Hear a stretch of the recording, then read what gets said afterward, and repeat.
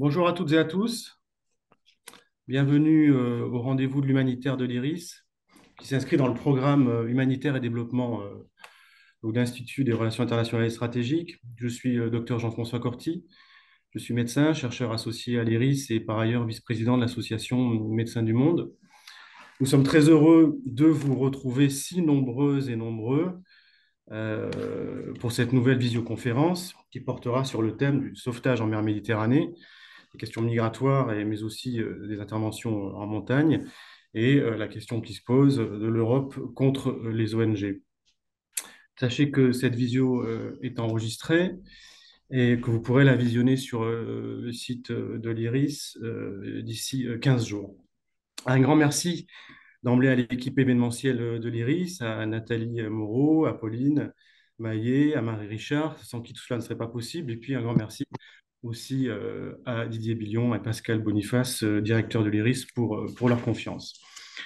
Concernant le sujet du jour, le 15 novembre dernier, les autorités italiennes ont ordonné une mobilisation de 20 jours du navire de sauvetage humanitaire Océan Viking de l'association SOS Méditerranée et lui ont imposé une amende de 3 300 euros. Cette action, elle s'inscrit dans une défiance progressive que l'on observe depuis plusieurs années entre les ONG, les organisations humanitaires, parfois qualifiées par certains acteurs politiques de complices de passeurs, et l'Europe. Près de 30 000 morts sont recensés ces 10 dernières années en mer Méditerranée, qui est devenue de fait un véritable cimetière marin. De fait, la baisse des voies légales, conséquence de politiques migratoires européennes, accentue la dangerosité des parcours migratoires et de fait aussi accentue les mortalités. Dans ces conditions, quelles sont les modalités opérationnelles des associations de sauvetage en mer, leurs contraintes dans un environnement politique qui est restrictif? Quelles sont aussi les modalités d'intervention en montagne, à Briançon notamment? Et quelles entraves à l'action humanitaire sont observées sur les enjeux d'accès aux droits et aux soins des personnes en situation administrative précaire en Europe? Il s'agira donc au fond d'interroger l'impact et les perspectives de ces criminalisations de l'aide, mais aussi criminalisation des migrants sur l'espace humanitaire en terre démocratique. Alors pour en parler, nous avons un panel d'exception et 4 intervenantes et intervenants que je remercie d'emblée pour leur disponibilité. Tout d'abord, Sophie Beau. Bonjour Sophie, merci d'être avec nous. Tu es une actrice humanitaire de longue date. Tu as travaillé avec plusieurs associations, dont Médecins du Monde. Tu es cofondatrice et directrice générale de l'association SOS Méditerranée. Merci d'être avec nous aujourd'hui. Je présente aussi Caroline Isambert. Bonjour Caroline, merci d'être là. Tu es docteur en sciences sociales à l'EHESS, l'École des hautes études en sciences sociales.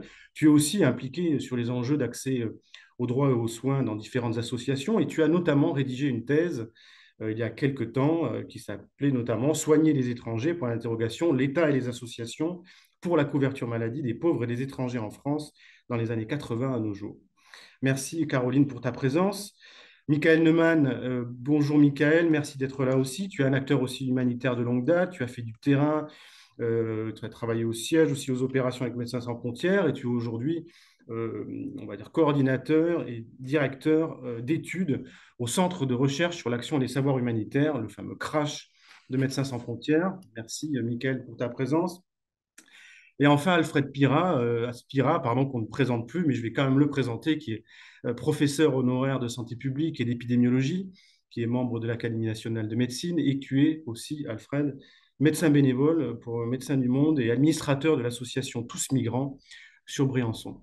Alors, en termes de méthode, chaque intervenant s'exprimera environ 15 minutes, chacun son tour, poserai quelques questions pour diriger un petit peu cette visio, et puis nous aurons 20 à 30 minutes d'échange avec vous, si nombreux présents aujourd'hui, et nous pourrons répondre à vos questions au fur et à mesure. Alors, sans plus tarder, Sophie, on va commencer par toi. Comme je disais, tu es cofondatrice et directrice générale de l'association SOS Méditerranée. Ce qui nous intéresserait, c'est que tu nous expliques, pour commencer, dans quel contexte ton association SOS Méditerranée s'est créée, quelle est sa mission sociale ou ses missions sociales, les objectifs généraux et spécifiques, hein, pour parler dans le langage opérationnel de l'action de SOS, et au fond, quels sont aussi les modes opératoires de ton association. À toi, Sophie, merci. Oui, bonjour à toutes et à tous. Merci pour cette invitation.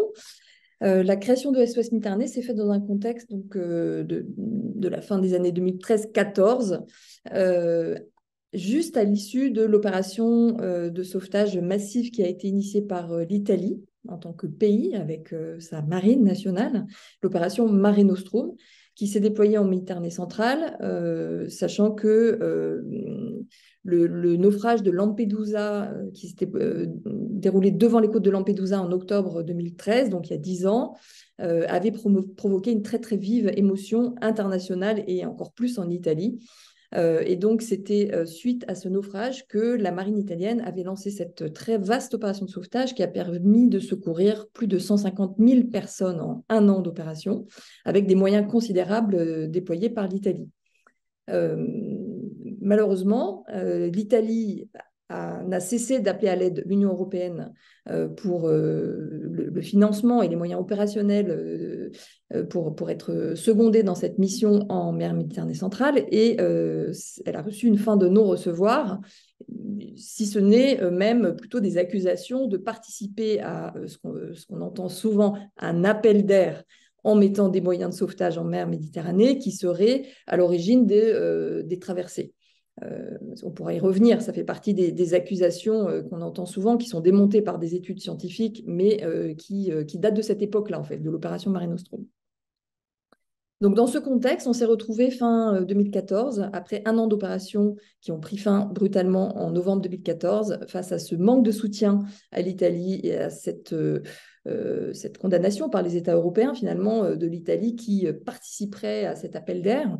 On s'est retrouvé face à une mer Méditerranée qui était absolument vidée de tout moyen de sauvetage, alors même qu'on était dans un contexte de très forte hausse des traversées, dans la suite des printemps arabes, la chute du gouvernement de Kadhafi en Libye, etc., avec une véritable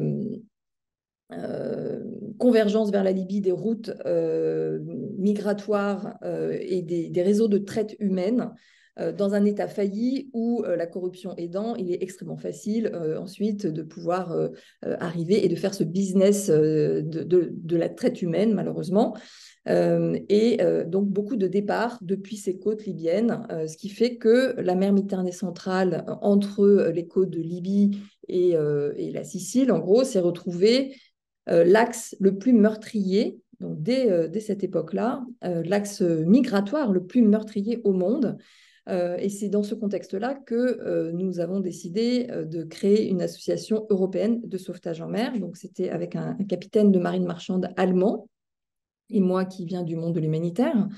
Nous nous sommes dit que le sujet était nécessairement européen, puisque c'était un axe de traversée, certes prioritaire, mais que ces personnes se dirigeaient vers l'Europe de manière plus générale et que l'Italie seule ne pouvait pas faire face à ce qu'elle a considéré comme une charge très lourde, un afflux migratoire très lourd, et que donc il y avait une responsabilité partagée des États européens, une responsabilité qui d'ailleurs est affirmée dans les principes fondateurs de l'Union européenne. On parle de solidarité entre les États européens.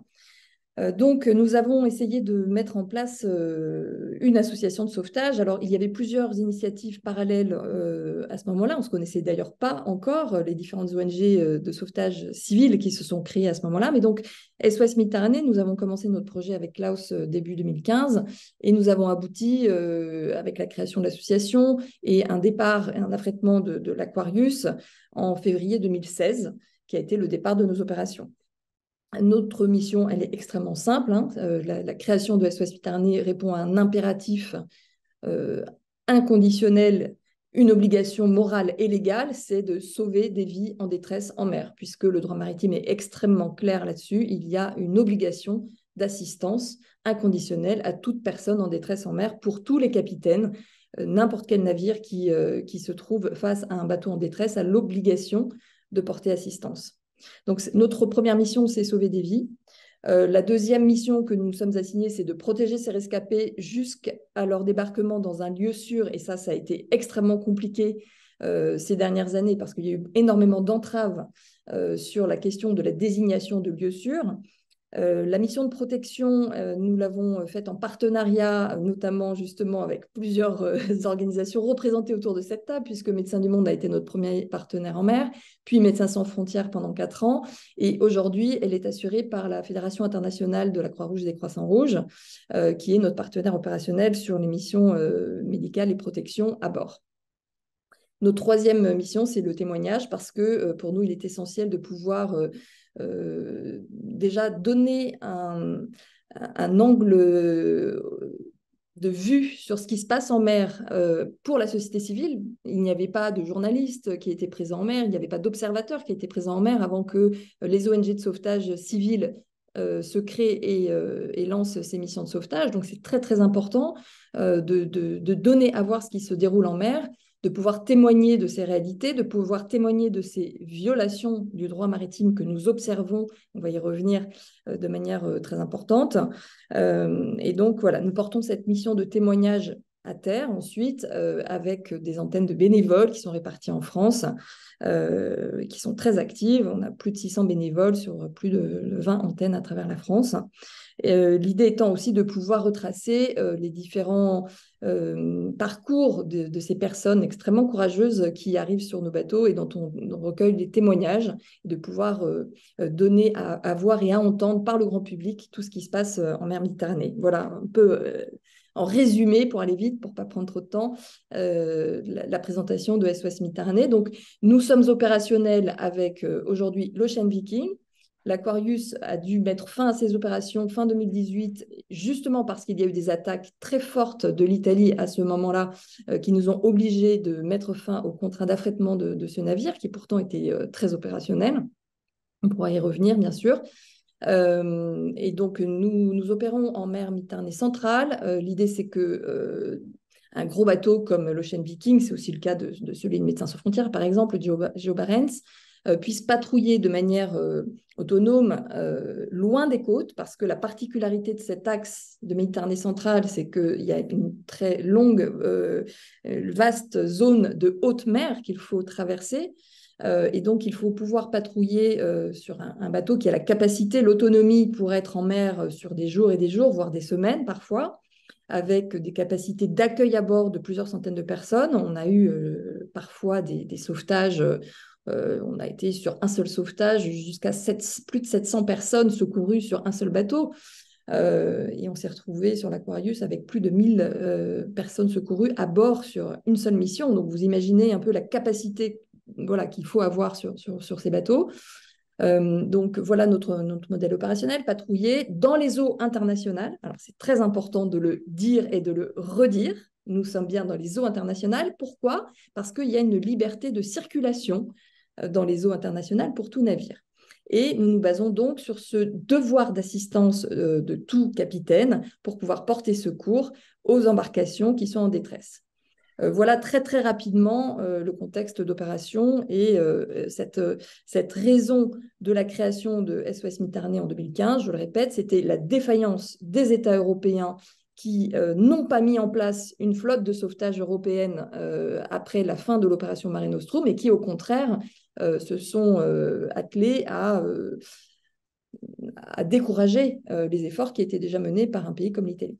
Ok, merci. C'est très clair sur cette brève historique et la nature des motivations et les raisons, on va dire, liées aux enjeux migratoires en mer Méditerranée, la création de SOS Méditerranée. Peut-être est-ce que tu peux nous préciser sur les 3 aspects de la mission sociale que tu as évoquée: sauver des vies en mer, les contraintes qui vous sont imposées ces modalités opérationnelles, et aussi sur le deuxième volet que tu évoquais, sur la désignation des lieux sur lesquels vous sécurisez, vous estimez nécessaire de pouvoir débarquer ces personnes sauvées en mer. Sur ces 2 aspects-là, on reviendra sur le témoignage en troisième point, mais sur ces 2 aspects-là, est-ce que tu peux nous éclairer sur les entraves, de ce qui vous rend qui vous pourrit la vie, on va dire, d'un point de vue opérationnel, et qui limite la capacité de sauvetage des vies en Méditerranée?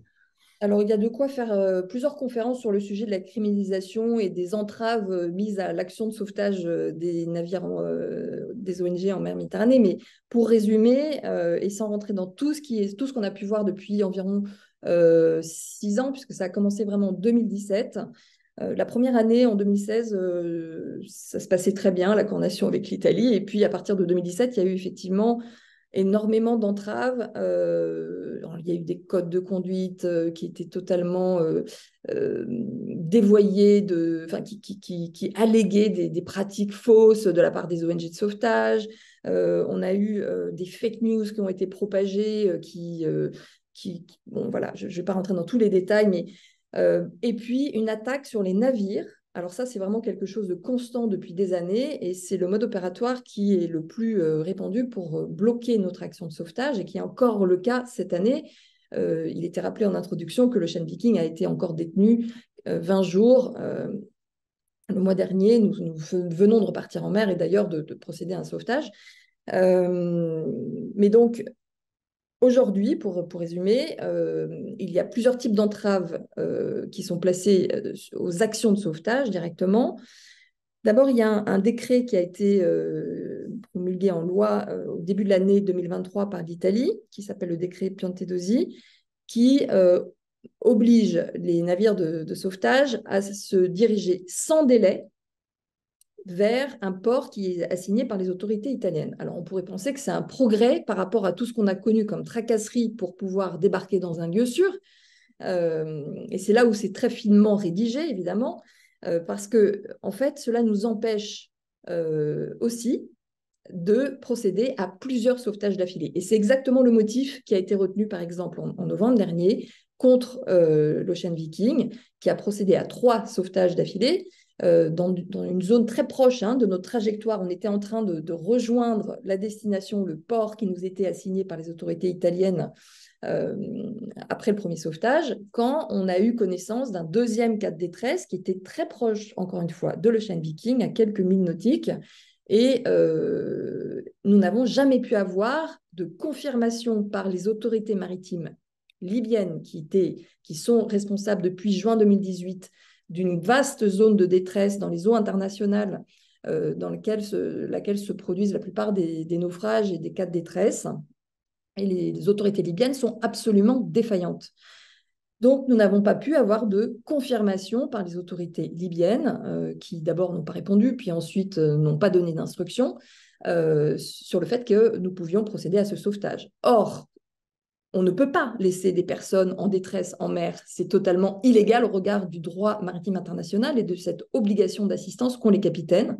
Tant qu'ils ne sont pas relevés par un autre navire de sauvetage, ou d'un autre navire tout court, pour faire un sauvetage, il est inconcevable de laisser des personnes en péril en mer. C'est illégal au regard du droit maritime international. Donc pour nous, donc je prends cet exemple, mais qui illustre bien la contradiction flagrante entre ce décret qui va obliger alors sous couvert de bonne intention, de nous désigner rapidement un port sûr, en fait, va nous empêcher de mener notre mission comme nous le faisions avant, sur plusieurs sauvetages d'affilée, parce qu'il y a toujours eu une optimisation de la capacité des secours qui, aujourd'hui, n'est plus du tout possible. La conséquence, c'est que nous venons de faire, par exemple, avant-hier, un sauvetage. Nous avons secouru 26 personnes. L'Ocean Viking, qui a une capacité de secourir plusieurs centaines de personnes, s'est vu désigner le port de Livourne à 1000 km pour 26 personnes secourues, alors qu'on sait bien qu'il va y avoir d'autres bateaux en détresse, que le bateau de MSF, pareil, a fait un sauvetage avec peu de personnes et va aussi devoir rejoindre le port sûr avec quelques personnes à bord, et que donc on est dans tout le contraire d'une optimisation des secours. C'est au contraire, tout est fait pour limiter notre capacité de sauvetage et limiter le nombre de personnes secourues en mer. Alors même que depuis des années, nous avons pu mettre au point des outils assez performants maintenant, des équipes extrêmement bien formées, et nous sommes en capacité de secourir beaucoup plus de personnes. Je voudrais juste vous donner un chiffre enfin 2 chiffres pour illustrer cela. L'Aquarius a été opérationnel pendant 2 ans et demi. C'était la période, grosso modo, où les autorités italiennes étaient encore en charge de la coordination des sauvetages. Sur cette période, l'Aquarius a pu secourir près de 30 000 personnes en 2 ans et demi. En 3 ans et demi d'opération de l'Ocean Viking, de 2019 à aujourd'hui, nous avons secouru seulement 10 000 personnes. Donc, on nous empêche, c'est pas qu'il y ait moins de personnes qui traversent, il y a énormément de personnes qui traversent et la conséquence, c'est une mortalité qui repart en flèche, malheureusement. Donc, il y a beaucoup de personnes qui continuent à traverser, mais il y a vraiment des entraves pour limiter notre capacité de sauvetage aujourd'hui. Il y a énormément d'exemples que je pourrais prendre à cet égard. Donc, sur la partie sauvetage, voilà un peu des éléments de réponse. Sur la partie désignation de lieux sûrs, on sait qu'il y a des critères dans le droit maritime international pour expliquer ce qu'est un lieu sûr. Les critères, c'est qu'un lieu sûr où on peut débarquer les rescapés, et c'est là, à ce moment-là seulement, que prend fin l'opération de sauvetage. C'est un lieu où les besoins essentiels des personnes secourues sont respectés, où leur sécurité est effective et où ils vont pouvoir avoir accès à des soins médicaux et éventuellement pouvoir faire une demande d'asile s'ils le souhaitent, etc. Bien évidemment, la Libye ne répond pas à cette définition. Et aujourd'hui, étant donné la dégradation des conditions en Tunisie, la Tunisie non plus ne répond pas à ces conditions. On nous reproche très souvent de ne pas débarquer les gens là d'où ils viennent, mais il y a des critères internationaux du droit maritime qui sont très clairs, et les autorités maritimes, qui sont celles qui désignent les ports aux navires de sauvetage, nous désignent des ports en général en Italie. Alors, on a eu une exception notoire l'année dernière où pendant 3 semaines, l'Ocean Viking ne s'est pas vu désigner de port et nous sommes restés 21 jours avec 234 personnes à bord sans pouvoir les débarquer alors qu'on était en face de la Sicile, ce qui nous a amené finalement à les débarquer en France. Bon, heureusement, ce type de déviation du droit maritime n'est plus, enfin, ça ne s'est pas répété cette année. On s'est vu attribuer des ports en Italie sans délai. C'est vrai qu'il y a un progrès de ce côté-là, mais on le voit, c'est extrêmement compliqué parce que pour l'Italie, la gestion seule et sans dispositif de solidarité européenne, et donc là je reviens un petit peu à la question de l'Europe, ça pose vraiment un gros problème. Ça a été toute la montée du populisme aussi en Italie depuis des années, hein, avec cette absence de soutien et cette instrumentalisation de la question par les autorités italiennes, la désignation des ONG comme bouc émissaire de tous les problèmes de l'Italie, alors même que les ONG ne réalisent qu'un petit pourcentage, 15% environ, enfin, ça dépend des années, des secours en mer, et que l'essentiel est fait par les gardes-côtes finalement. Voilà, donc pour aller dans un premier temps sur ces questions, voilà ce qu'on peut dire assez rapidement. Très bien, merci beaucoup Sophie, c'était très clair et très synthétique. Il y a déjà quelques questions, on y reviendra à la fin de notre table ronde, hein. Tu as bien évoqué cette difficulté d'opérationnalité avec l'incapacité de pouvoir, au fond, être en écho aux mortalités qui continuent à augmenter d'un point de vue opérationnel, de ne pas pouvoir être au niveau des besoins du fait de ces empêchements. Et au fond, ce qu'on ressent dans ce que tu dis aussi, et de la part notamment des Italiens, c'est que sur le traitement de cette question migratoire, si les migrants sont un problème pour eux, les ONG sont un problème aussi, manifestement, alors que potentiellement elles devraient être considérées comme une solution. Mais on en parlera à la fin. Merci beaucoup, Sophie. On va faire un petit voyage. On va aller du côté de Briançon avec Alfred Spira, donc, que je présentais au début de la table ronde, qui est médecin bénévole pour Médecins du Monde et pour l'association Tous Migrants. Dans cette partie de la France montagneuse, Alfred, ce qui nous intéresse dans la continuité de la discussion opérationnelle et bien sûr un peu politique de Sophie, tu nous expliques dans un premier temps voilà, la situation des migrants sur Briançon, des modalités opérationnelles des assauts au regard des besoins qui sont objectivés en termes d'accès, on va dire, aux soins ou à l'hébergement. Voilà, qu'est-ce que tu peux nous expliquer un petit peu comment fonctionnent les assos là-bas et sur la base de quels besoins? À toi, Alfred. Bien, merci. Bonjour tout le monde. Excusez ma voix, mais j'ai une petite laryngite. Donc j'espère que c'est clair quand même. Euh, je vais d'abord vous parler un tout petit peu du contexte. Briançon, enfin au-dessus de Briançon, en réalité, la frontière se trouve au col de Montgenèvre, à 1800 mètres d'altitude. Euh, c'est un peu un théâtre. Il y a d'un côté, du côté italien, euh, la ville la plus proche est Turin, et à 20 kilomètres de la frontière, il y a un refuge dans une petite ville qui s'appelle Oulx, qui est assez commode pour tout le monde, y compris pour les gens qui veulent passer la frontière, parce que les trains qui vont de l'Italie à la France passent et qui prennent le tunnel de Fréjus s'arrêtent tous à Oulx. De Oulx, il y a un autobus euh, qu'on peut prendre pour aller jusqu'à la frontière, un petit village qui s'appelle Clavière, qui est à peu près à 20 km. Et puis ensuite, de Clavière, on peut passer le col de Montgenèvre, qui est juste au-dessus. Alors, Montgenèvre, c'est 1800 mètres d'altitude. C'est absolument magnifique. Je vous invite à y venir. Il y a beaucoup de touristes. Il y a une énorme station de ski. L'un des problèmes quand même, c'est que c'est dans la montagne, le col est facile à passer, mais autour du col, la montagne est très escarpée et l'hiver il fait très froid. Il peut faire -20, -25 très facilement la nuit. Les personnes qui veulent passer donc prennent ce bus, traversent la frontière et peuvent ensuite joindre Briançon, qui est à peu près à 15 km en aval du col de Montgenèvre. Alors, dans ce décor, qui est un peu un décor de théâtre, il y a des gens qui passent tous les jours et toutes les nuits. Depuis 2017, il y a eu environ 25 000 passages. Donc, on n'est pas du tout au niveau des effectifs de la Méditerranée, bien entendu. Il y a habituellement entre 10 et 100 personnes qui passent chaque jour. Ces personnes qui passent la frontière sont accompagnées du côté italien jusqu'au refuge de Oulx. Et ensuite, nous, je vais vous dire tout de suite qui, nous organisons des maraudes d'accueil juste après la frontière pour recueillir les personnes, pour les accompagner et pour éventuellement les transporter jusqu'à Briançon et jusqu'au refuge. Alors, ce refuge a fait suite à une première période de 2015 à 2017. Les personnes passaient pas par le col de Montgenèvre, passaient par un col qui est un tout petit peu au nord, qui s'appelle le col de l'Échelle, qui est extraordinairement escarpé, très dangereux. Il y a eu des accidents mortels.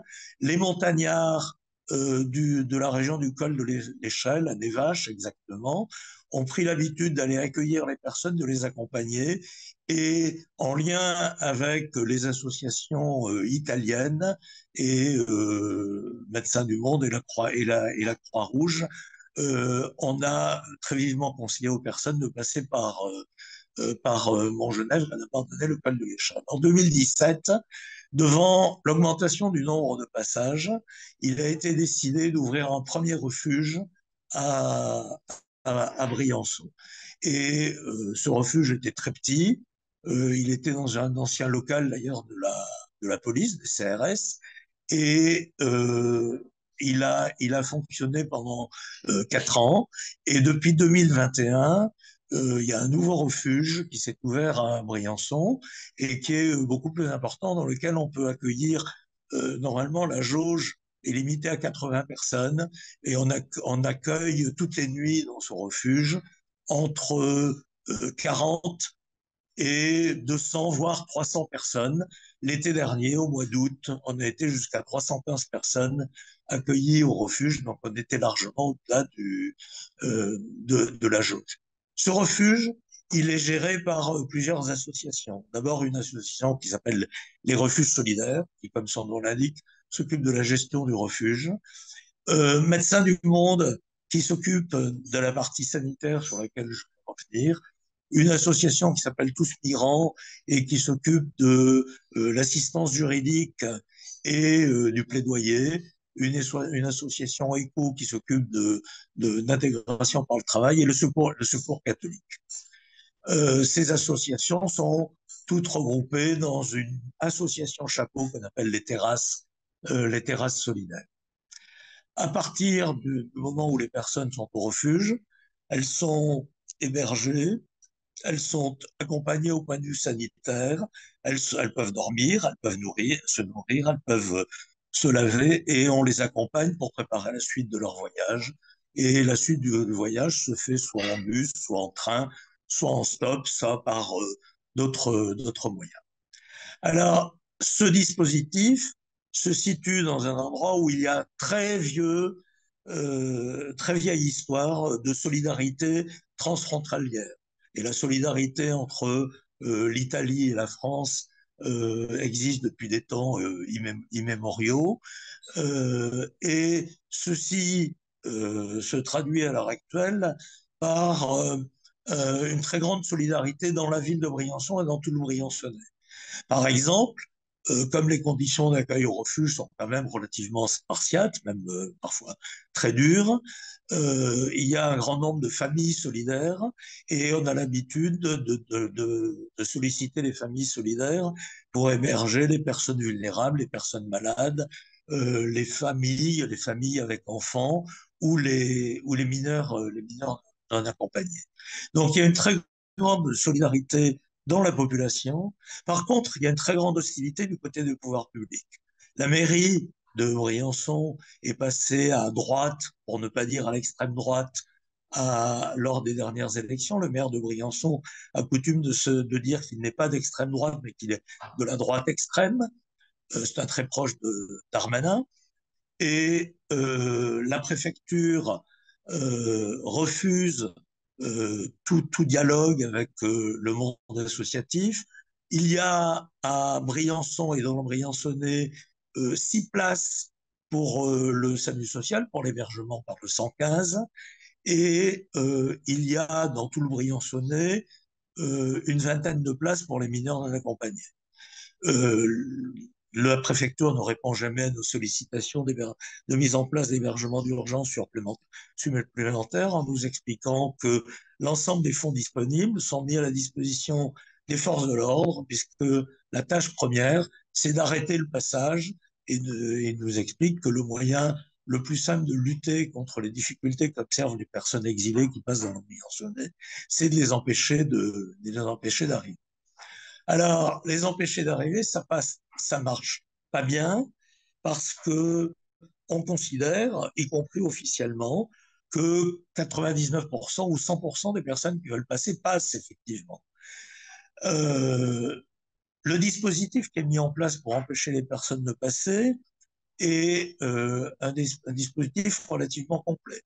Il y a un local de, euh, de la police aux frontières qui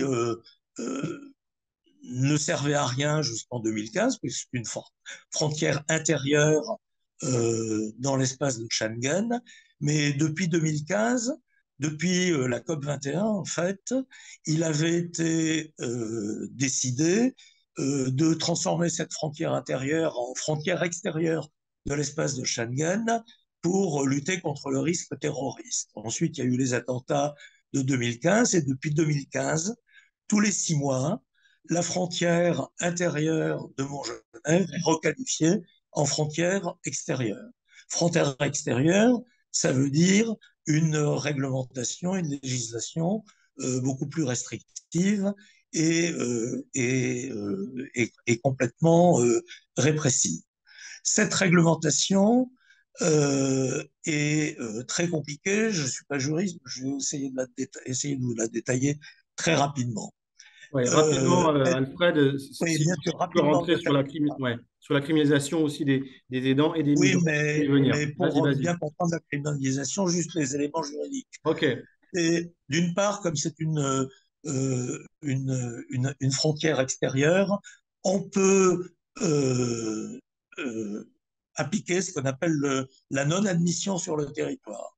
La non-admission, c'est une procédure extrêmement réglementée qui, normalement, implique d'informer les personnes qui n'ont pas les documents nécessaires qu'elles ne peuvent pas entrer sur le territoire français, mais il faut leur expliquer ça dans leur langue. Il faut les héberger pour qu'elles puissent prendre des décisions pour la suite de leur parcours. Il faut qu'elles puissent consulter un avocat, qu'elles puissent consulter éventuellement un médecin. Tout ce droit n'est pas respecté et la Cour de justice de l'Union européenne vient encore de rappeler à la France qu'elle ne respecte pas le droit. D'autre part, la qualification de frontière extérieure n'est valable que pour 6 mois et ne peut pas être renouvelée plus de 3 fois, c'est-à-dire pendant plus de 2 ans. Or, depuis 2015, c'est renouvelé et malgré la condamnation par les instances européennes et les remarques du Conseil d'État en France, ça continue à être une frontière extérieure. Et puis, plus grave, c'est que normalement, les personnes qui arrivent à la frontière doivent pouvoir solliciter le droit d'asile si c'est tel est leur choix, et ceci n'est bien entendu pas possible et systématiquement refusé. Enfin, dernier élément, pour les personnes solidaires qui veulent accompagner les exilés au-delà de la frontière.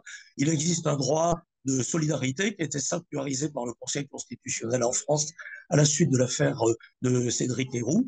Et ce droit de solidarité n'est pas respecté. Et nous sommes en permanence interpellés et voire mis en cause ou traînés devant les tribunaux au nom d'un décret-loi de 1938, un décret qui s'appelle le décret-loi d'Alalier, et décret qui punit tout individu pour indirect ou indirect ou facilitation de l'entrée et de la circulation de personnes étrangères sur le territoire national.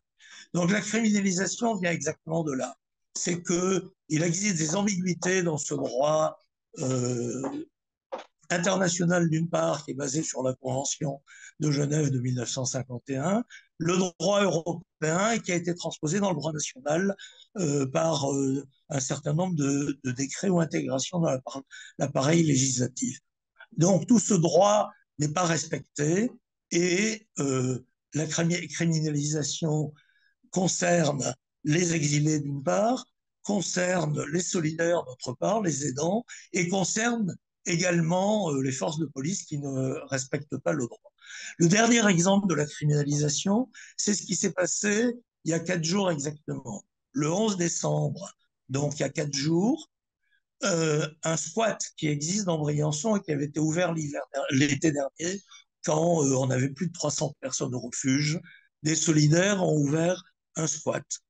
Ce squat avait été rendu nécessaire par le fait qu'il n'existe pas d'hébergement d'urgence à Briançon et que les personnes continuent à arriver en grand nombre. Ce squat a été investi par la police le 11 décembre à 6 heures du matin au motif qu'il représentait un danger pour l'environnement, pour mise en danger de la vie d'autrui, parce qu'il y a une école qui est à côté du squat, et le maire a pris un arrêté et la préfecture a envoyé la police pour fermer le squat.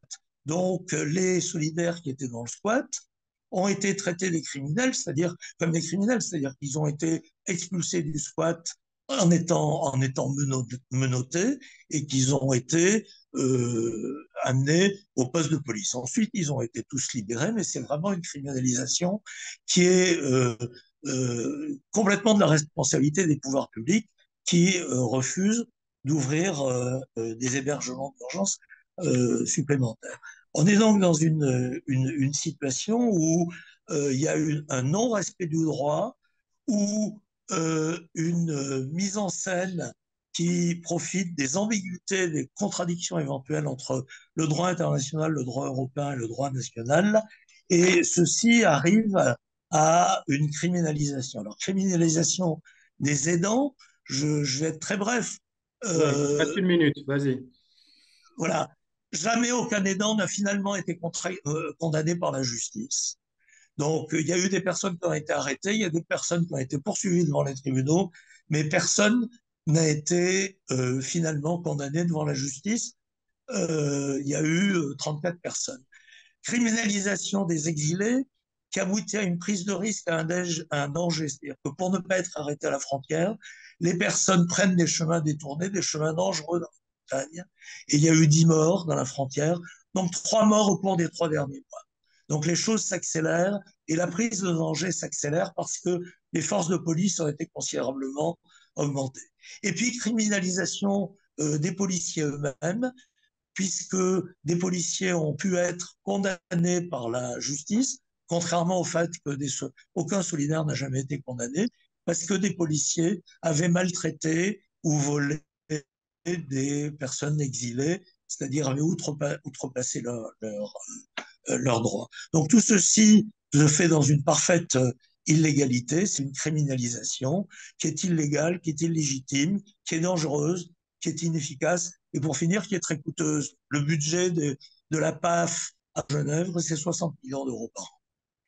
Très bien, merci beaucoup Alfred. C'était très clair sur la mise en perspective des contraintes et de la réalité des besoins autour des personnes qui migrent dans des conditions difficiles au-dessus de Briançon du cadre juridique et du non-respect de pas mal de droits que tu as rappelés. On aurait pu aussi rappeler la pression mise sur les aidants, je pense notamment aux infirmières à qui les forces de l'ordre reprochent du fait de ne pas être médecin mais de n'être qu'infirmière, entre guillemets, la possibilité de pouvoir avoir un avis médical légitime ou aussi la pression mise sur les hôpitaux pour avoir des informations sur l'heure d'entrée ou de sortie, voire sur des éléments de données médicales qui mettent en tension avec notamment la question du secret médical et l'éthique médicale. Merci Alfred, on reviendra s'il y a des questions, il y en a à la fin. Je vais passer tout de suite et sans tarder la parole à Caroline Isambert. Merci Caroline d'être là. Je le rappelais, tu es docteur en sciences sociales. Peut-être une première question qui est dans la continuité de ce que disait Alfred, mais comment évolue, de ton point de vue en Europe, l'accès aux soins des migrants, en tout cas du point de vue du cadre juridique, comme aussi du point de vue du cadre des pratiques. À toi, Caro.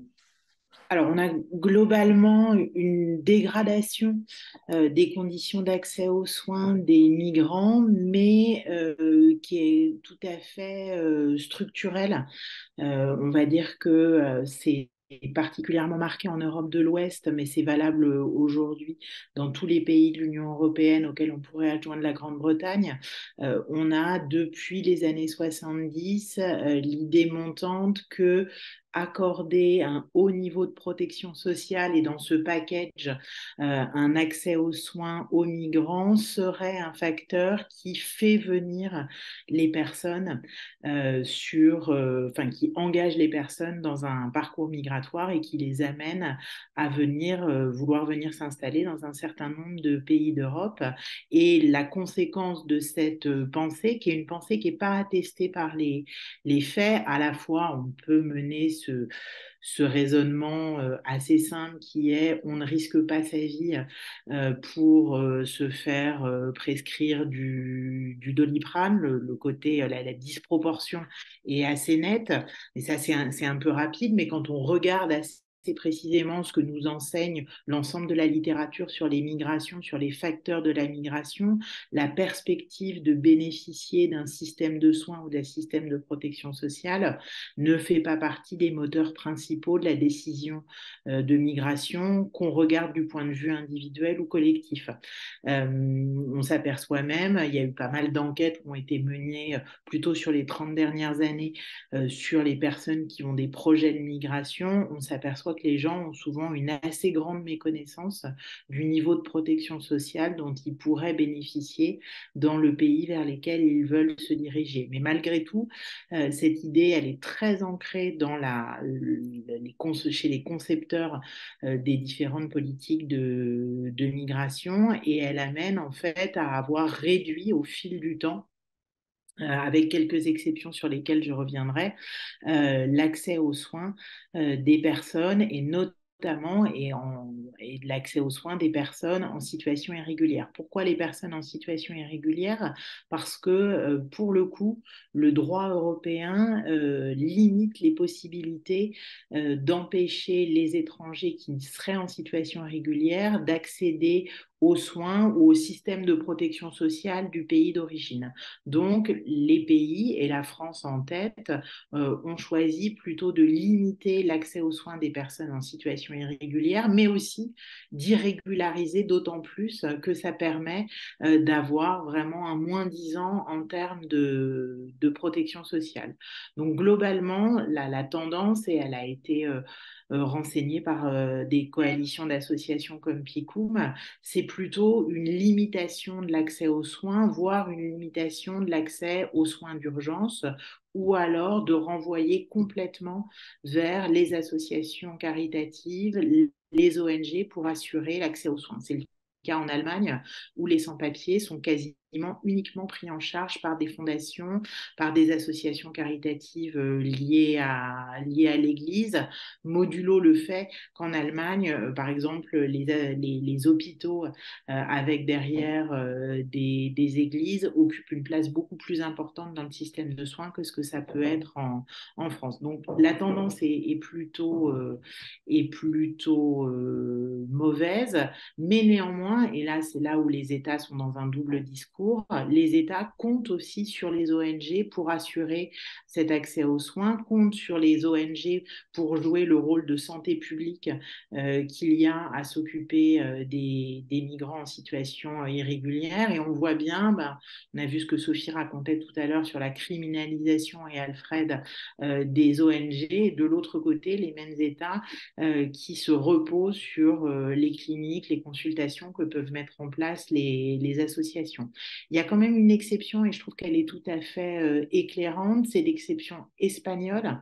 L'Espagne, en 2011, a choisi d'arrêter l'accès universel aux soins dont bénéficiaient les migrants en situation irrégulière, en sachant qu'en Espagne, notamment au sud de l'Espagne, dans le domaine de l'agriculture, vous avez beaucoup de migrants en situation et de travailleurs sans papier. Jusqu'à 2011, ils bénéficiaient pleinement du système de soins espagnol, qui est un système très universel, qui ressemble un peu au système britannique. Et en 2011, dans les suites de la crise financière qu'a laminé l'Espagne et dans une montée de xénophobie qui accompagne souvent ce type de marasme économique, le choix a été de couper complètement l'accès aux soins des étrangers en situation irrégulière, avec une application différenciée. Vous avez des endroits qui ne l'ont pas complètement appliqué et d'autres de façon assez stricte. Et ce qui est assez intéressant de voir, c'est qu'en 2018, l'Espagne, à l'occasion d'un changement de couleur politique, mais aussi voyant la catastrophe que ça avait été pour le système de soins, constatant aussi ce qui était un peu une expérimentation grandeur nature tragique, que effectivement, quand on empêchait tout accès aux soins, on avait une remontée de la mortalité, infantile, on avait un regain des phénomènes infectieux dans ces populations.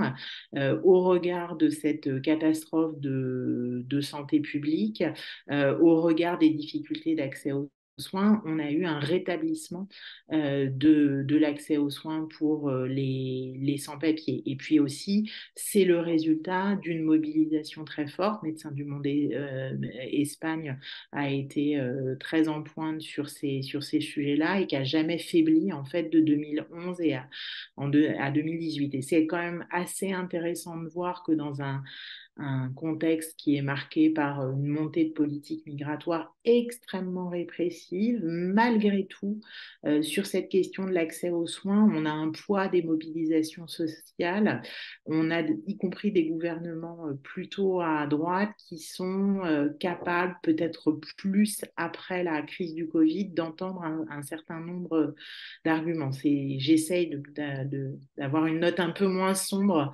mais on a sur ces questions de santé des points à gagner assez forts. Ok, ok, c'est très clair. Merci pour cette mise en perspective européenne. Et alors, du coup, si on s'inscrit dans l'actualité, par rapport notamment au projet de loi en France sur les questions d'immigration, est-ce que tu peux nous dire en 2 mots les mesures qui sont envisagées dans ce projet de loi, qui sont discutées et qui peuvent mettre en difficulté ces enjeux d'accès aux droits et aux soins? Alors, on est un peu dans l'inconnu. Je pense que vous avez tous suivi les grandes difficultés du gouvernement à faire accoucher d'un texte autour de l'immigration. Lundi va avoir lieu une commission mixte paritaire largement dominée par les parlementaires de droite, qui va essayer d'arriver à un accord sur un texte. Il y a une grande inconnue avec des enjeux de politique nationale et pas que des sujets santé. On sait qu'initialement, le gouvernement, puis les sénateurs voulaient modifier l'aide médicale d'État, qui est le dispositif en France qui permet un accès aux soins qu'on va qualifier à l'échelle européenne de relève, de tout à fait large, aux étrangers en situation irrégulière, et on avait eu un projet sénatorial de réduire à une aide médicale d'urgence. Les sénateurs ne savaient pas trop quoi ils allaient mettre dans cette urgence, mais en tout cas, c'était une réduction tout à fait drastique de ce qu'est l'accès aux soins des sans-papiers, en sachant que la France a comme caractéristique d'être un pays qui irrégularise en masse et qui a fait le choix depuis plus d'une vingtaine d'années de ne pas faire de régularisation massive et d'avoir un stock, même si le terme n'est pas très élégant pour parler de personnes, mais un stock de personnes en situation irrégulière qui augmente faute d'avoir des possibilités d'accès à la régularisation. Et donc, dans ce contexte-là, on maintient un accès aux soins assuré par l'aide médicale d'État, et les sénateurs envisageaient de réduire à l'urgence sans pour autant la définir. Il y a eu quand même une levée de bouclier assez massive menée par les médecins avec deux tribunes, une tribune à plus de 3000 signataires s'opposant au texte, et puis une autre annonçant, et là je pense que c'est dans la poursuite de ce qui s'est dit depuis le début de cette session, 3000 médecins, parfois les mêmes, qui ont dit que si cette loi devait être mise en place, ils s'y opposeraient et ils appliqueraient des formes de désobéissance civile pour continuer à soigner en dehors du contexte de l'urgence, et en se réclamant de la déontologie médicale. La déontologie médicale en France, elle est inscrite dans le Code de la santé publique. Donc, comme pour les sauvetages en mer, on a des textes, on a des contradictions dans le politique, soumet les acteurs et pousse les acteurs à faire des choses qui sont tout à fait illégales, et à mettre les ONG et les soignants dans des injonctions contradictoires.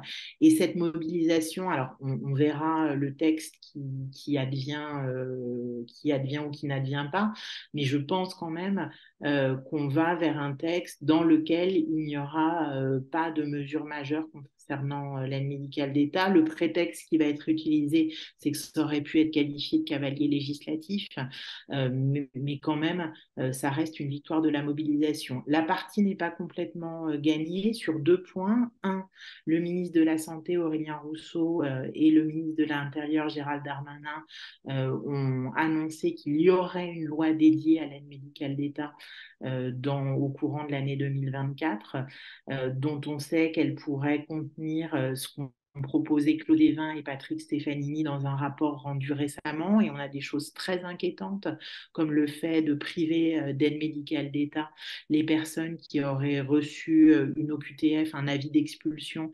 assorti au motif d'ordre public, et on sait que ce motif d'ordre public, il y a une latitude très large des préfets pour l'appliquer, et puis ça nécessiterait que les autorités sanitaires et les autorités préfectorales échangent leurs fichiers. Donc ça, c'est vraiment très inquiétant. Et puis le deuxième point, il est plus immédiat et il est dans la loi immigration, c'est la remise en cause du droit au séjour pour soins. En France, aujourd'hui, il n'est pas possible d'expulser une personne vers un pays où elle n'aurait pas l'accès aux soins. Ce droit, dans la pratique, a été beaucoup réduit et il est de moins en moins accordé depuis quelques années. Néanmoins, il existe. Et on va, et ça risque de rester dans le texte, et on va dire que la mobilisation est moins efficace à l'heure qu'il est sur les parlementaires pour leur faire entendre le caractère catastrophique de cette mesure.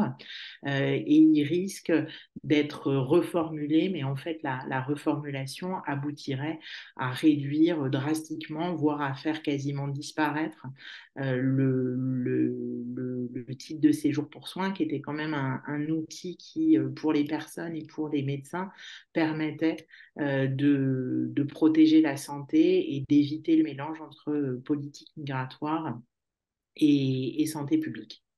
Très bien, merci Caroline pour ces précisions, hein, ces deux axes forts, notamment sur les médicales d'État et droit au séjour pour soins et toutes les inquiétudes qu'on peut avoir sur l'avenir de ces dispositifs. Mais on verra comment les discussions parlementaires que tu as évoquées aboutiront. Je vais sans plus tarder passer à Michael Neumann. Merci Michael d'être avec nous.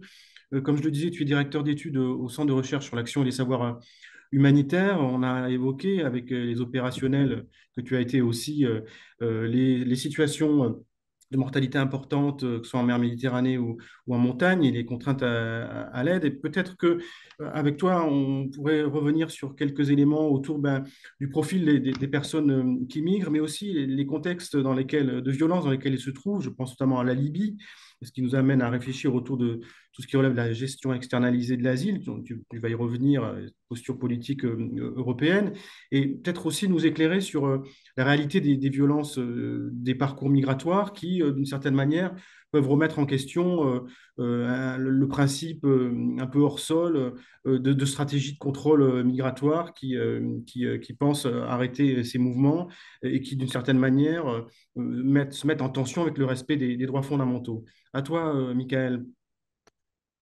Oui, bonjour à toutes et à tous. Bonjour Jean-François, merci pour l'invitation. Alors je vais revenir sur les questions que tu poses et puis je vais essayer de parler relativement brièvement. Il y a pas mal de questions. Déjà, je voudrais juste faire un constat sur lequel on pourra revenir, qui est que l'ensemble de ce dont on parle depuis tout à l'heure définit une politique publique marquée, quel que soit le point de vue avec lequel on se place, par un constat d'échec. En fait, c'est une politique qui n'a que des perdants. Les ONG, on l'a vu avec l'intervention de Sophie, n'arrivent pas véritablement à contrecarrer les plans des États qui souhaitent mettre en place ces contrôles de la migration, y compris en passant par des stratagèmes de répression très fortes des secouristes, notamment en mer. Alfred disait la même chose. Les chercheurs qui travaillent sur la question de la migration et qui alertent sur la faillite de ce modèle répressif sont également en échec. Les personnes migrantes sont évidemment les premières concernées. Elles ont payent le prix fort de leur vie, de leur qualité de vie. Et puis les États eux-mêmes sont en situation d'échec parce que finalement, ça a été également dit, les flux, le mot n'est pas plus élégant que celui de stock utilisé par Caroline tout à l'heure, ne s'interrompent pas. Au contraire, finalement, cette année semble s'accélérer par rapport à celui de l'année dernière. Et donc, ce à quoi il faut réfléchir, et peut-être on pourra réserver notre discussion à suivre là-dessus, c'est comment dépasser cet échec, comment changer de stratégie pour que finalement on se retrouve avec une politique qui soit au moins perdant que celle à laquelle on assiste. Et il me semble que dans l'espace public, c'est assez exceptionnel de se retrouver confronté à une situation où finalement tout le monde, ou personne plutôt, n'y trouve son compte. Alors, pour revenir à ta question, Jean-François, du profil des personnes, c'est une question qui revient souvent. Qui sont les personnes dont on parle? On parle, par exemple, s'agissant des personnes en exil qui sont arrivées par la mer en 2023 en Espagne, en Italie ou en Grèce principalement, de 250 000 personnes. 250 000 personnes, c'est 100 000 de plus que l'année dernière, sur toute l'année. Donc là, il reste 15 jours. On va compter plusieurs milliers de personnes en plus. Et une partie importante de ces personnes est constituée de gens qui viennent d'un nombre de pays extrêmement variés, avec des profils extrêmement variés. Donc, on a beaucoup de personnes qui viennent du Bangladesh, on a beaucoup de personnes qui viennent de la Syrie, on a beaucoup de personnes qui viennent de la Tunisie, on a beaucoup de personnes qui viennent de l'Afghanistan, de l'Irak, de l'Afrique de l'Ouest, de l'Érythrée, du Soudan. Et donc, on voit des profils extrêmement hétérogènes, des profils de gens qui auraient naturellement euh, droit à la protection internationale assurée en France par l'OFPRA, par exemple. On pense aux Afghans ou aux Soudanais. Le Soudan est en prise à une guerre extrêmement violente depuis le printemps 2023, par exemple. On pense à des profils beaucoup plus variés, beaucoup plus peut-être compliqués à définir sur une base légale, d'Afrique de l'Ouest, des Maliens, des Nigériens, des Ivoiriens. Et puis, des gens qui, au terme d'une trajectoire souvent très longue, vont chercher en Europe de quoi satisfaire leurs besoins matériels vitaux. On pense par exemple à des personnes du Bangladesh.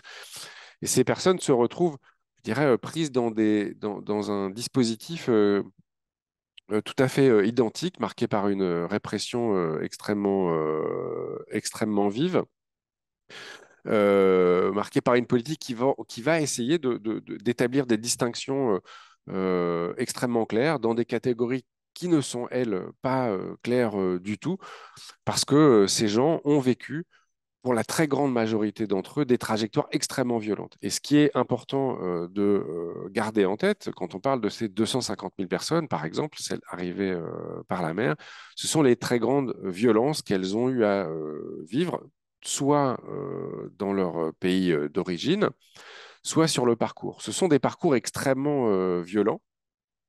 Et ces parcours violents ne s'interrompent pas une fois qu'ils sont arrivés en Europe. On en a eu un aperçu avec Alfred. On sait en tout cas, pour avoir documenté l'évolution de la situation sanitaire de ces personnes, que la situation à la fois physique et psychologique tente à se dégrader en France du fait des conditions d'accueil extrêmement désastreuses qui leur sont réservées. Donc, on a des gens exposés à une très grande vulnérabilité sur l'intégralité du parcours. Pour prendre en charge un certain nombre de ces personnes à Paris, à Marseille ou à Calais, dans le cas de Médecins sans frontières, on constate la très grande prévalence de troubles psychologiques, par exemple, de gens qui ont été victimes de torture à l'occasion de leur parcours. C'est vrai au moment des passages dans les pays du Sahel. C'est vrai en particulier en Libye, qui reste le pays par lequel la majorité aujourd'hui de ces gens sont passés et qui sont passés par des camps de détention, par des centres de détention, par des villes, par des hangars dans lesquels ils ont été kidnappés et gardés pendant des semaines, voire des mois, et dans lesquels ils ont subi des très mauvais traitements pendant plusieurs semaines, pendant plusieurs mois. Euh, et on voit les persistances psychologiques et physiques de ces mauvais traitements qui sont encore une fois renforcés par les conditions d'accueil assez terrifiantes qu'ils rencontrent une fois arrivés. On a en tête hein, cette persécution policière qu'on continue d'observer à Paris, qu'on continue d'observer à Calais ou à Grande-Synthe dans le nord de la France, par exemple, avec des démantèlements successifs, systématiques de camps. Il y a encore 3 jours, au moment où Gérald Darmanin connaissait l'échec législatif dont Caroline parlait un tout petit peu plus tôt, eh bien, des dizaines, des centaines de tentes étaient démantelées par les forces de l'ordre, laissant les personnes qui les occupaient sans logement. Donc c'est cette politique répressive qu'il s'agit de visibiliser en constatant, encore une fois, comme je le disais un peu plus tôt, son échec à venir à bout, puisque c'est son objectif, de l'arrivée en grand nombre des personnes en migration. Et donc, je voudrais finir rapidement ce petit panorama en, en insistant sur la nécessité fondamentale, je dirais absolue, de ce qu'on va dire de manière un peu globale, repenser la mobilité, quoi, hein. Assumer que le phénomène migratoire, il n'est pas d'abord un problème, il est un constat. Les gens bougent, toujours, les gens bougeront, et les gens bougent d'autant plus, effectivement, et c'est le cas aujourd'hui, c'est le cas en 2023, qui est une année, je dirais, remarquablement violente hein, sur le plan des violences politiques. On le voit au Soudan, on le voit évidemment à Gaza, on le voit au Sahel, on le voit en République démocratique du Congo. Les gens bougent. Et la répression, la construction de forteresses, de dispositifs physiques ou légaux visant à empêcher les mobilités ne fonctionne pas.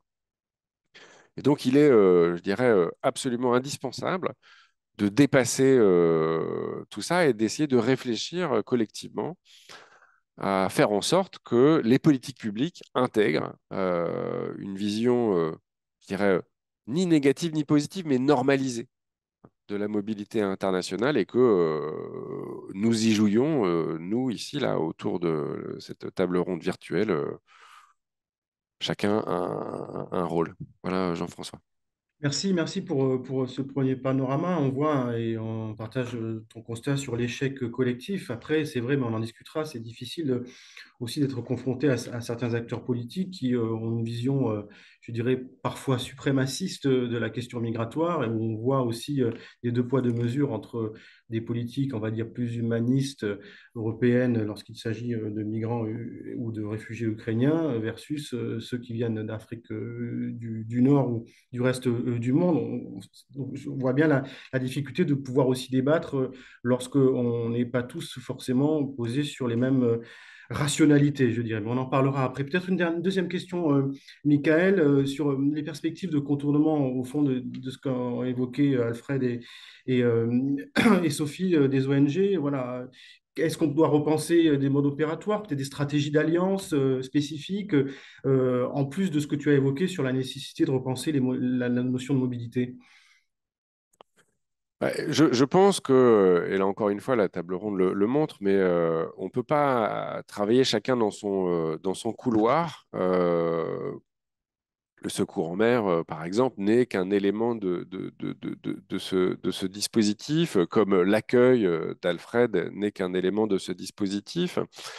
Euh, et je parlais des chercheurs notamment, je sais pas, on peut penser à tout le réseau autour de l'Institut Convergence Migration, de gens qui travaillent à abonder une réflexion, je dirais, sur la réalité de de ce phénomène migratoire et des politiques répressives qui visent à le contrer.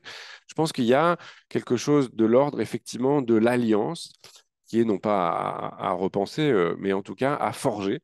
En tout cas, du côté de Médecins sans frontières, qui est l'association avec laquelle je travaille, on a assez rapidement essayé de voir comment on pouvait nouer des alliances. Donc, alors, nouer des alliances, ça veut dire quoi? Ça veut dire d'abord nouer des alliances opérationnelles. Sophie en parlait, on a travaillé ensemble pendant de nombreuses années. On avait travaillé à MSF dès 2015 avec une organisation maltaise qui s'appelle le Migrant Offshore Aid Station pendant quelques mois. On travaille aussi avec, je dirais, des réseaux militants, hein, beaucoup plus militants et beaucoup plus réseaux qu'une organisation installée et institutionnalisée comme MSF. Alors c'est vrai, par exemple, pour le réseau Alarm Phone, hein, qui permet d'orienter les secours en mer par la mise en place d'une ligne téléphonique d'urgence. Euh, c'est vrai aussi en nouant des collaborations avec des, euh, des, des, des, des entités qui disposent d'expertise particulière. Alors, je pense par exemple à une agence qui s'appelle Forensics Océanographie et qui a pu reconstituer des épisodes particuliers euh, de des incidents, je dirais, de sauvetage, notamment mettant en cause des gardes-côtes libyens, le refoulement de migrants en Libye. Et puis, un autre front de ces alliances, à mon avis extrêmement important, euh, sont les alliances avec les collectivités locales. En fait, ce dont on parle depuis le début de cette table ronde, c'est de l'hyperpuissance de l'État. Il n'y a aucun doute que, et c'est à mon avis important de le rappeler, c'est que sur cette question de la politique publique de l'accueil des migrants, l'État reste évidemment l'acteur principal, central. Il est bien plus central et bien plus principal que l'Union européenne, il est bien plus central et bien plus fondamental que les collectivités locales. N'empêche que les collectivités locales peuvent, c'est un peu moins vrai en France, qui est un État extrêmement centralisé que dans d'autres pays d'Europe, mais malgré tout, ça reste le cas. Les collectivités locales peuvent constituer un contrepoids à la puissance de l'État. On a, nous, mené un partenariat, on peut l'appeler comme ça, un vrai travail en commun avec la municipalité de Grande-Sainte en 2015-2016, en travaillant avec Damien Carême, qui est aujourd'hui député européen vert à la construction d'un camp de réfugiés à la Linière. On travaille dans les municipalités avec lesquelles on travaille comme on peut, en fonction évidemment de leur bienveillance à l'égard des populations migrantes. C'est pas la même chose à Marseille et à Calais avec les équipes municipales. On va aussi essayer de travailler avec d'autres associations. Alors, je pense à un joli projet, en tout cas, dont j'aimerais qu'il aboutisse, mais dont on voit les difficultés qu'on a à le mettre en œuvre. Un partenariat avec l'organisation catholique Vatican Sant'Egidio, pour favoriser l'évacuation et l'accueil en France des personnes migrantes désireuses de quitter la Libye dans des conditions sûres. Le problème qui est posé n'est pas celui de Sant'Egidio, c'est évidemment le fait que nous avons besoin pour mener ce projet à terme de l'accord des autorités françaises. Donc pour le moment, les discussions n'ont pas abouti. Donc il y a des moyens comme ça de contournement, en tout cas de tenter de peser plus lourd en travaillant à plusieurs. Un autre outil de contournement qui doit, à mon avis, être étudié. De manière synthétique, vas-y, Ouais, Michael. ce sera le dernier, Jean-François, c'est la question de l'outil juridique. On l'a assez peu abordé, c'est pour ça que je me permets d'en dire un mot. C'est la manière avec laquelle le contentieux peut être utilisé de manière offensive par les acteurs, on va qualifier de la société civile. Alors, on l'a dit, Alfred le disait, le droit est utilisé contre. Sophie aussi le disait, le droit est utilisé contre les aidants, contre les personnes migrantes. On est au tribunal sans arrêt pour se justifier de nos actions. Je pense qu'il y a un moyen aussi, on le fait peut-être insuffisamment, d'utiliser le droit, les tribunaux, comme un terrain de cette guérilla juridique aussi qui nous est opposée par les États. Voilà, je m'arrête là, Jean-François. Merci, Michael. C'était très clair hein, sur tes deux points, la judiciarisation qui s'offre à nous comme panel opérationnel hein, aux opérations. On l'a vu aussi, plusieurs référés qui ont été faits par des associations, notamment en France, sur les questions d'accès à l'eau, à l'hygiène sur des campements. Et c'est important que tu rappelles que cet outil de judiciarisation peut être mis en avant. Tu as rappelé aussi le rôle de la société civile et des collectivités locales. Je ne vais pas me permettre de mentionner ce fameux ouvrage La France qui accueille, qui est un excellent ouvrage hein, que j'avais rédigé il y a quelques années, excusez-moi, c'est pour l'humour, mais c'est pour voilà, aller dans ton sens sur comment aussi s'appuyer sur les sociétés civiles qui peuvent s'impliquer en plus de ce qu'on attend de l'État. Alors rapidement, on a quelques questions et je vais commencer par une ou deux questions pour Sophie et pour toi, Michael, et ensuite je reviendrai sur Caroline et Alfred. Sophie, d'abord, tu voulais préciser aussi quelques éléments autour de la pratique de désignation des ports, qui est une contrainte qui vous est imposée d'un point de vue opérationnel par les Italiens.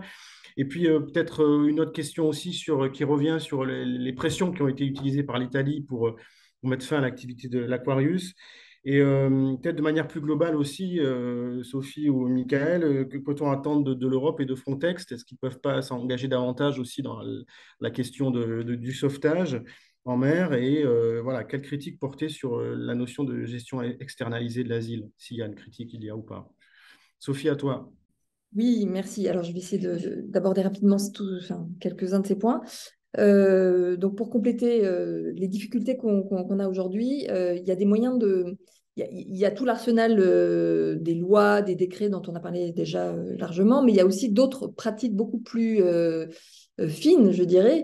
Par exemple, et elle est très coûteuse, cette pratique en finance et certainement en vie humaine, probablement, même si c'est difficile de le quantifier pour le coup. C'est par exemple, depuis le début de l'année 2023, la pratique de la désignation de ports très éloignés par les autorités italiennes à tous les navires de sauvetage. Nous avons calculé que nous avons fait 23 000 kilomètres supplémentaires cette année lorsque nous avons rejoint les 14 ports distants qui nous ont été désignés à chaque fois que nous avons fait des opérations de sauvetage par rapport à ce qui était un standard auparavant d'aller débarquer des personnes en Sicile, ce qui répond aux obligations du droit maritime international qui parle de qui oblige les États côtiers à désigner un port sûr sans délai, donc proche, assez proche. Donc voilà, il y a cette pratique qui rajoute des difficultés et malheureusement donc très difficile à contourner ou à attaquer Ça a été attaqué, mais pour l'instant, il n'y a pas de succès dans ces attaques par les ONG de sauvetage parce que finement rédigées par les Italiens, finement développé par les Italiens, ce n'est pas quelque chose justement de l'ordre du droit. Et peut-être pour rebondir sur ce qu'on peut faire, je suis tout à fait d'accord avec ce que disait Michael Neumann sur la question de l'outillage que le droit peut nous donner, mais dans un combat aussi compliqué et aussi long sur le plan judiciaire que ce qu'on peut voir, malheureusement, il y a deux temporalités qui ne se recoupent pas. Il y a une temporalité de l'opérationnalité humanitaire qui est celle de l'urgence et celle de longs combats juridiques ou judiciaires qui prennent parfois des années. À titre d'exemple, et je rebondis sur la deuxième question, des autorités italiennes ont fait une demande de saisie de l'Aquarius en 2018 en alléguant que nous avions mal fait le tri des poubelles à bord de l'Aquarius. Donc, c'est un procès qui a été intenté en 2018 et il n'est toujours pas jugé, ce procès. Et on arrive en 2024. Donc, si vous voulez, il y a une temporalité judiciaire qui est extrêmement longue et qui ne colle pas à l'urgence de nos actions. Même si je pense qu'effectivement, on peut, dans certains cas, et par exemple, c'est ce que nous étudions en ce moment, c'est de faire un recours, enfin, nous venons de le faire contre la détention du navire, même si le navire a été relâché, mais c'est important de contester devant les autorités italiennes cette détention. Je pense que c'est important et que c'est un outil, effectivement, s'appuyer sur le droit, puisqu'il y a un vrai problème de faillite du droit aussi. C'est ce qu'on n'a pas arrêté de dire aujourd'hui. Voilà, donc il y a cet outil à utiliser. Je rejoins largement aussi Michael Neumann sur la question de la mobilisation de la société civile et des alliances.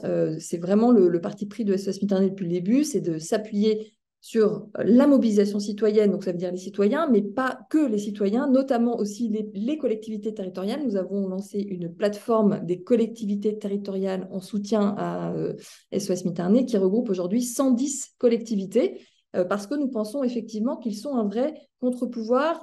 Ils peuvent formuler des demandes en termes de plaidoyer et faire remonter des positionnements qui ne sont pas forcément ceux toujours portés par les États. Donc, c'est vraiment important de souligner cela.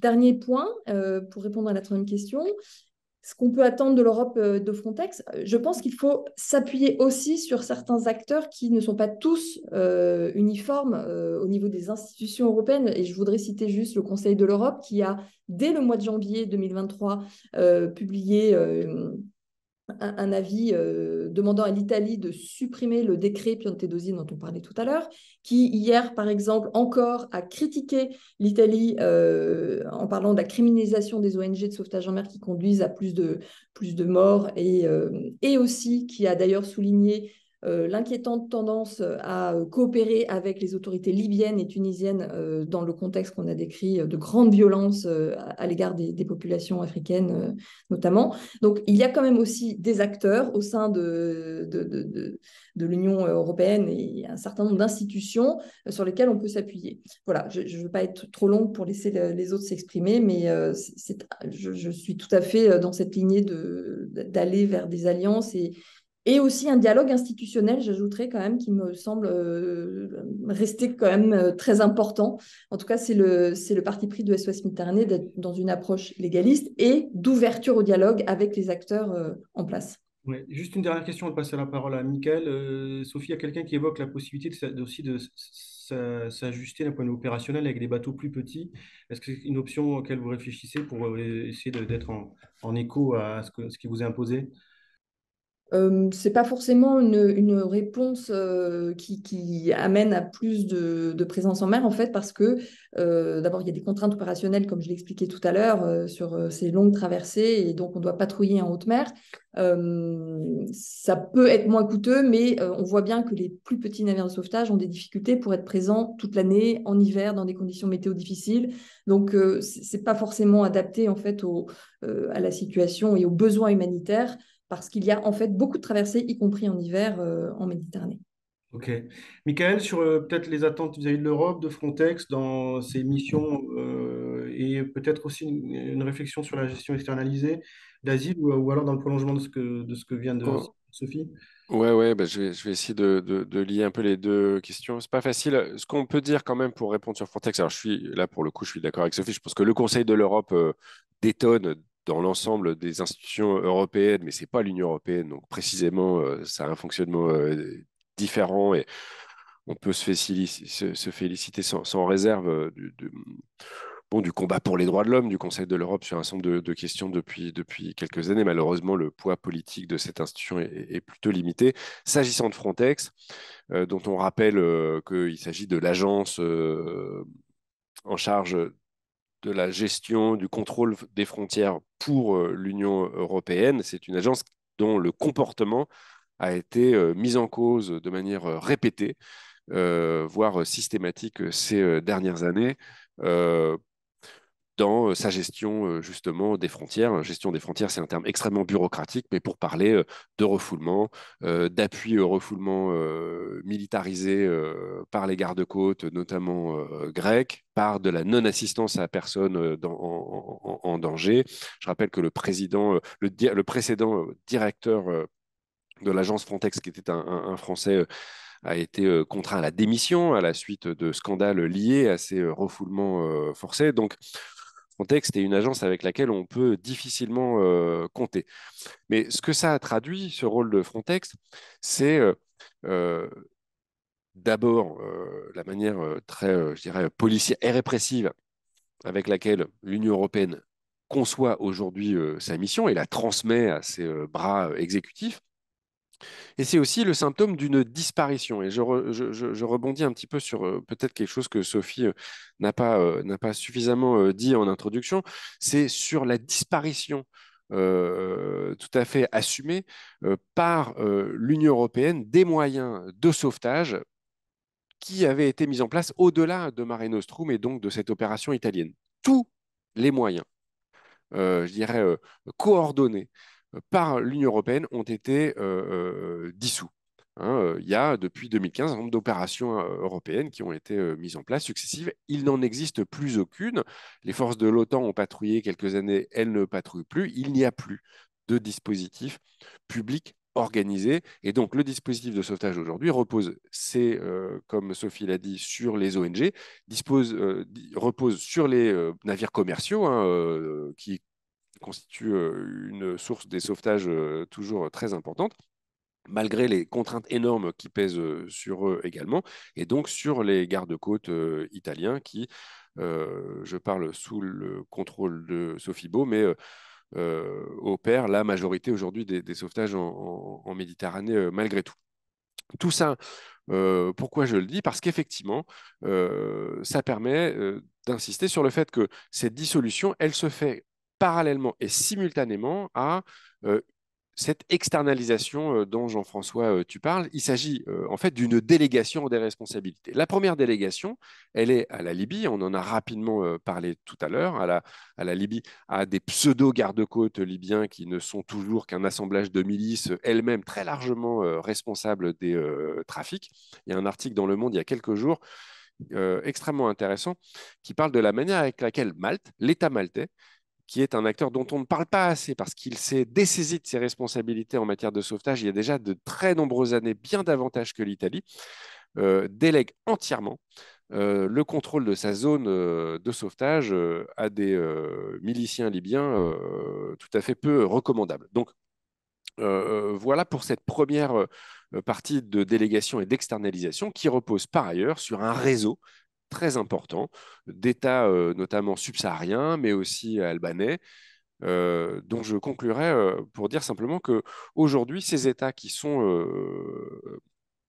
les délégataires finalement du contrôle des frontières font un peu de résistance. Hein. On le voit de la part d'États sahéliens dont les politiques ne sont plus du tout alignés avec les objectifs européens, mais c'est le cas aussi de l'Albanie qui a récemment, me semble-t-il, dénoncé son accord avec l'Italie. Donc là, il y a une période d'incertitude qui peut aussi ouvrir des perspectives peut-être intéressantes. Très bien, merci beaucoup. Peut-être dernière question pour Caroline et pour Alfred, qui revient. Donc, on a parlé notamment de l'aide médicale d'État, droit au séjour pour soins, entre autres. Dans une dernière déclaration, Madame Meloni disait qu'elle évoquait la question du besoin migratoire en Italie, notamment le besoin en ressources humaines, en main-d'œuvre, que d'autres pays ont évoqué, je pense à l'Allemagne, entre autres. La question de la régularisation, c'est bon aussi pour la santé, non? Qu'est-ce que vous pensez de cette perspective qui aussi est inscrite comme une perspective dans le projet de loi dont on a parlé? Caroline, quel est ton ressenti sur cette question? Alors, que l'irrégularité soit mauvaise pour la santé, c'est Soit absolument, bonne pour la santé. La voilà, régularisation est bonne. c'est absolument certain. Le retour d'un discours sur l'immigration utilitariste dans un contexte de vieillissement de la population, marché du travail avec un dynamisme soutenu et pas très étonnant, mais on voit néanmoins, et là c'est la situation française, qu'il n'y a pas de consensus politique. Malgré le fait que ce discours qui avait un peu disparu revienne à la mode, il n'aboutit pas, en tout cas en France, sur un accord sur cette question et il paraît pas complètement probable. On peut peut-être espérer que je sois dédié, mais qu'on ait une loi immigration qui permette d'avoir des régularisations. Par ailleurs, je pense qu'il faut faire attention de distinguer ce qu'on a déjà vu des politiques d'immigration choisies qui en général n'aboutissent pas, mais on va chercher les talents des spécialités et le fait de donner la possibilité à des gens qui vivent ici et qui sont en situation irrégulière d'avoir accès à un titre de séjour. Donc là, enfin, ça va être très intéressant de voir quel est l'avenir politique de ces discours-là, mais il est en tout cas très incertain. Merci Caroline. Alfred, sur la régularisation bonne pour la santé. Oui, je voudrais juste faire un petit détour par le fait, en soulignant le fait que, comme on le sait tous, les personnes qui quittent leur pays, qui décident de le quitter, qui font ce parcours migratoire, qui arrivent à le réaliser, sont à la fois des personnes tout à fait particulières, extrêmement volontaires, décidées, agiles, intelligentes, débrouillardes, qui arrivent et sélectionnées par le parcours migratoire, puisque malheureusement, un très grand nombre d'entre elles n'y arrivent pas et décèdent en route où on rencontre des obstacles qui les amènent à faire demi-tour. Donc ces personnes qui arrivent, elles sont à la fois très solides. D'ailleurs, elles sont en meilleure santé que la population de même âge et de même sexe des pays dans lesquels elles arrivent, mais elles ont des atteintes, comme l'a dit Michael, de leur santé psychique, de leur santé mentale, qui fait que après leur intégration dans le pays, elles se confrontent après leur arrivée dans le pays plutôt que leur intégration, elles se confrontent à des difficultés d'intégration, justement, qui continuent à fragiliser leur santé mentale. Donc, c'est certain que tout ce qui facilite l'intégration concourt à cette stratégie de réduction des risques. Et de façon un peu plus générale que l'intégration par le travail, je pense que la réponse que nous, ONG, pouvons mettre en place, mais la réponse sur laquelle les États devraient travailler, sont d'abord des stratégies de réduction des risques, d'autre part des stratégies d'adaptation de la réalité réglementaire, de la réalité législative, mais de la réalité sociale et économique aux caractéristiques des personnes qui arrivent. Donc je trouve que tout ça, ça fait un ensemble qui montre bien que les politiques qui sont mises en place jusqu'à maintenant, qui sont des politiques essentiellement répressives, concourent à la dégradation de l'état de santé, en particulier de la santé mentale des personnes, mais que d'autres politiques seraient possibles. Et je trouve que l'exemple qu'a un tout petit peu détaillé Caroline de l'Espagne concernant la santé est tout à fait formidable. Parce que, au-delà de ce qu'a raconté Caroline, tu n'as pas eu le temps de le dire, mais en Espagne, la santé est régionalisée. Et pour prendre le décret royal qui finalement autorisait le recours à la santé pour l'ensemble des personnes immigrées, c'est un décret royal, c'est-à-dire qu'on est passé outre la régionalisation de la santé. Donc l'Espagne a fait un processus d'adaptation réglementaire et législative qui est tout à fait intéressante. Écoutez, merci beaucoup. Merci Alfred pour cette dernière intervention. On arrive au terme de cette table ronde. Il est 14 heures. J'espère que toutes et tous, vous avez eu autant de plaisir que moi à écouter nos intervenants et intervenantes. Merci beaucoup Sophie Beau. Merci Caroline Isambert. Merci Michael Neumann et Alfred Spira pour vos interventions éclairantes et passionnantes et très claires. Pour rappel, dans 15 jours, vous aurez accès sur le site de l'IRIS à cette vidéo. Merci encore une fois à tout le monde pour votre participation et on se retrouve pour un prochain rendez-vous de l'humanitaire dans les mois qui viennent. Merci à toutes et à tous et à bientôt.